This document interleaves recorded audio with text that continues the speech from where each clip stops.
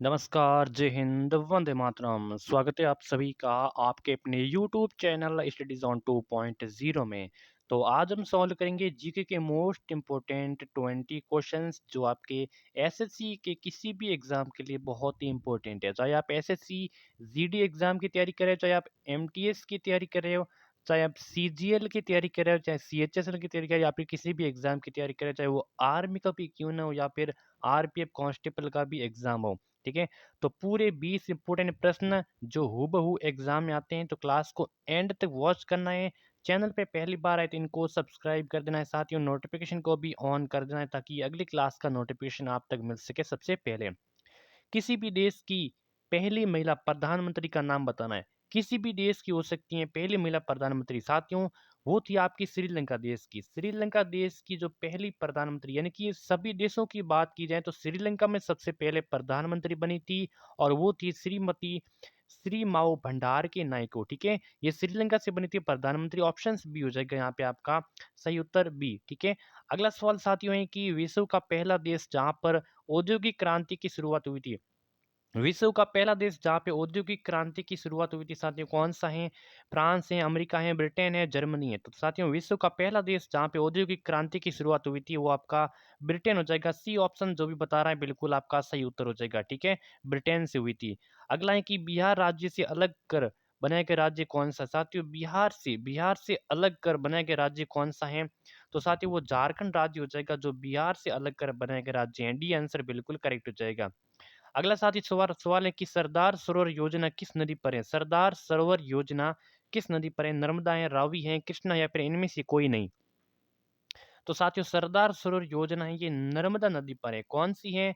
नर्मदा नदी पर है। ऑप्शन ए हो जाएगा आपका सही उत्तर। अगला है कि मौर्य साम्राज्य को किसने स्थापित किया था? साथियों बहुत ही इंपॉर्टेंट प्रश्न है, सभी क्वेश्चंस इंपॉर्टेंट है। ठीक है, मौर्य साम्राज्य को स्थापित किया था। तो साथियों मौर्य साम्राज्य को किसने स्थापित किया था? तो बिंबिसार ने, चंद्रगुप्त मौर्य ने, अशोक ने या फिर इनमें से किसी ने नहीं। साथियों मौर्य साम्राज्य को चंद्रगुप्त मौर्य ने स्थापित किया था। ऑप्शन बी हो जाएगा सही उत्तर। गोटीपुआ नृत्य किस राज्य से संबंधित हैं? साथियों आपको बताना है कि जो गोटीपुआ नृत्य किस राज्य से संबंधित हैं? राजस्थान से, उत्तर प्रदेश से, ओडिशा से या फिर कर्नाटक से हैं? तो गोटीपुआ राज्य साथियों ओडिशा से संबंधित है। ओडिशा का है नृत्य। कहाँ का है गोटीपुआ? ओडिशा का है। ऑप्शन सी हो जाएगा सही उत्तर। फीफा का मुख्यालय कहाँ पर है? साथियों बताने कि फीफा का मुख्यालय कहाँ पर स्थित है? दुबई में, ज्यूरिख में, लंदन में या फिर इनमें से कोई नहीं। साथियों फीफा का मुख्यालय बताना है कि कहाँ पे है। तो साथियों फीफा का मुख्यालय है ज्यूरिख में। कहाँ पे है? ज्यूरिख में। ऑप्शन बी हो जाएगा आपका सही उत्तर। अगला है कि विनेश फोगाट निम्न में से किस खेल से जुड़ी हुई है? विनेश फोगाट साथियों बताना है कि विनेश फोगाट का संबंध किस खेल से है? तो क्रिकेट से हैं, शतरंज से हैं, बैडमिंटन से या फिर कुश्ती से हैं। तो इनका संबंध है साथियों कुश्ती से है। किससे है? कुश्ती से इनका संबंध है। ऑप्शन आपका डी हो जाएगा सही उत्तर। रावी की वाव नामक बावड़ी किस प्रदेश में है? साथियों रावी की वाव बावड़ी है ये किस प्रदेश में है? हरियाणा में, कर्नाटक में, राजस्थान में या फिर गुजरात में है? तो साथियों रावी की वाव नामक जो एक बावड़ी है, तो ये बावड़ी किस में है? तो ये राजस्थान सॉरी गुजरात में है। कहाँ पे है? गुजरात में। ऑप्शन डी हो जाएगा बिल्कुल आपका सही उत्तर। अगला है कि महात्मा गांधी के द्वारा प्रकाशित की गई पत्रिका का नाम बताना है। साथियों इसमें से कौन सी जो है जो महात्मा गांधी जी के द्वारा प्रकाशित की गई पत्रिका है? यंग इंडिया है, स्वतंत्र केसरी है, इंडिया मिरर है या फिर इनमें से कोई नहीं। तो साथियों यंग इंडिया है वो महात्मा गांधी जी के द्वारा ये प्रकाशित की गई एक पत्रिका का नाम है। कौन सी है? Young India. ऑप्शन हो जाएगा यहाँ पे पहला राइट आंसर। ठीक है, चलिए नोबेल पुरस्कार जीतने वाला पहला भारतीय कौन था? साथियों नोबेल पुरस्कार जीतने वाला पहला भारतीय कौन था? मदर टेरेसा, हरगोविंद खुराना, सीवी रमन या फिर इनमें से कोई नहीं। देखिए नोबेल पुरस्कार के विजेता प्रथम भारतीय साथियों कौन थे? तो वो साथियों देखिए बात की जाए तो यहाँ पे नोबेल पुरस्कार जीतने वाले इनमें से कोई नहीं। बिल्कुल साथियों इनमें से कोई नहीं होगा। क्यों? क्योंकि सही उत्तर यहाँ पे देखा जाए तो रविंद्रनाथ टैगोर है। रविंद्रनाथ टैगोर ने जो नोबेल पुरस्कार जीतने वाले पहले भारतीय हैं। ठीक है, कौन है? रविंद्रनाथ टैगोर ने। ठीक है, 1913 में गीतांजलि पुस्तक के लिए नोबेल पुरस्कार इसको मिला था। किसको? रविंद्रनाथ टैगोर। तो इनमें से कोई नहीं होगा। विश्व रेड क्रॉस डे कब मनाया जाता है? तो विश्व रेड क्रॉस दिवस 8 मार्च को, 1 मई को, 8 मई को या फिर इनमें से कोई नहीं। तो विश्व रेड क्रॉस दिवस, रेड क्रॉस दिवस साथियों 8 मई को मनाया जाता है। कब मनाया जाता है? 8 मई को सेलिब्रेट किया जाता है विश्व रेड क्रॉस डे। ताशकंद समझौता हुआ था साथियों 1954 में, 1972 में, 1966 में, या फिर इनमें से कोई नहीं। तो ताशकंद समझौता हुआ था साथियों 1966 ईस्वी में हुआ था। कब हुआ था? 1966 ईस्वी में ताशकंद का समझौता हुआ था। ताशकंद का समझौता भारत के प्रधानमंत्री लाल बहादुर शास्त्री जी तथा पाकिस्तान के प्रधानमंत्री अयूब खां के बीच में 10 जनवरी 1966 को ताशकंद समझौता हुआ था। तो भारत और पाकिस्तान के मध्य हुआ था ताशकंद का समझौता। विश्व में सुपर कंप्यूटर सबसे पहले किसके द्वारा डिजाइन किया गया? विश्व में जो सुपर कंप्यूटर है, सुपर कंप्यूटर का डिजाइन सबसे पहले किसके द्वारा डिजाइन किया गया था? तो सेम और क्रे के द्वारा, आईबीएम के द्वारा, सीडी, या फिर इनमें से कोई नहीं।